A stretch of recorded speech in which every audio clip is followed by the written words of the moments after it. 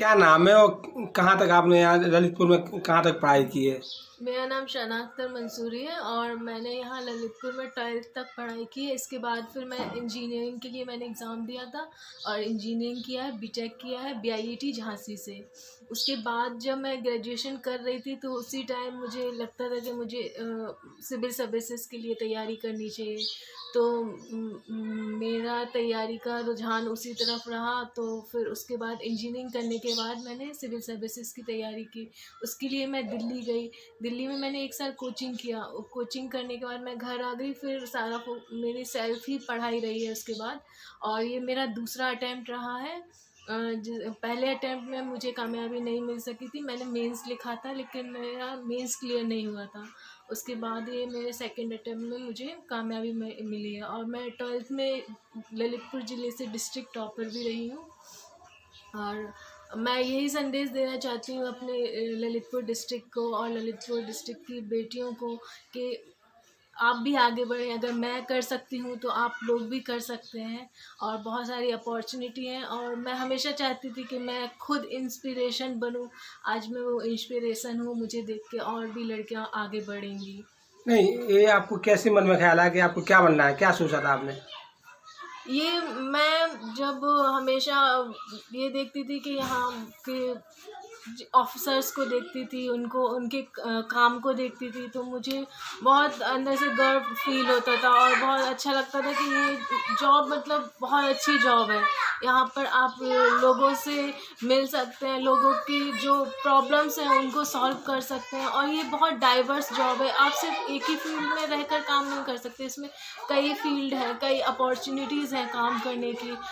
तो इसलिए मेरा इस जॉब की तरफ रुझान बहुत बड़ा है। नहीं, आपको पढ़ाने में किनका सहयोग रहा और कौन कौन आपको आगे बढ़ाने में उनका सहयोग रहा है?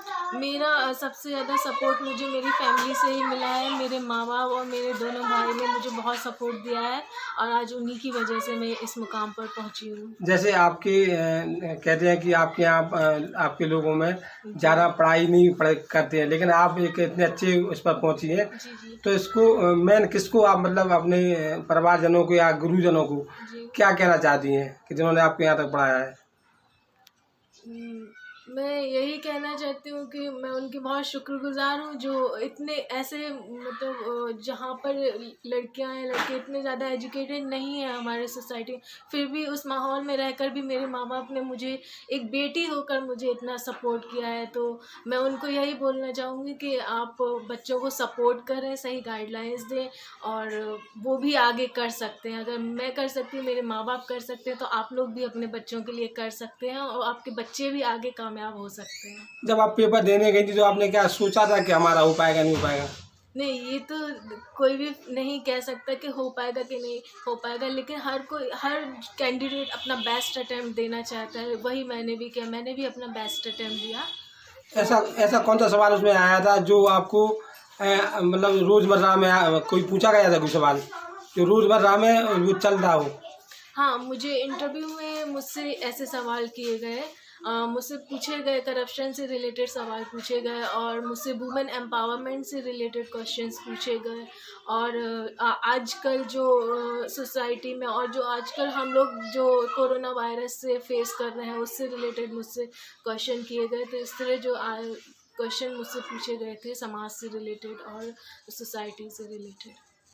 आप ललितपुर की बेटियों को क्या संदेश देना चाहती हैं कि कैसे आगे बढ़ें, कैसे, क्योंकि आज भी ललितपुर बुंदेलखंड जो है यूपी का सबसे पिछड़ा जिला है और मतलब ये मानो जितने 75 जिले हैं उनमें सबसे अति यहाँ एजुकेशन के लिए अच्छे संसाधन नहीं है और शिक्षक भी नहीं है। तो ऐसे में आप क्या चाहोगी, आप बन के क्या करोगी कि ललितपुर के लिए कुछ हो जाए या अच्छे संस्थान मिल जाए? जी, मैं ललितपुर की बेटियों को यही संदेश देना चाहूँगी कि आपके पास बहुत सारी अपॉर्चुनिटीज़ हैं, बस आपको सही गाइडलाइंस चूज़ करनी है और आपको मैं चाहूँगी कि उनकी फैमिलीज़ भी उन्हें सपोर्ट दें। और हम चाहते हैं कि हमारे ललितपुर में जो एजुकेशन है, एजुकेशन सिस्टम है, वो और अच्छे से इम्प्रूव हो ताकि लड़कियों को और ज़्यादा अपॉर्चुनिटी मिल सके और वो और आगे बढ़ सके, बहुत आगे बढ़ सके।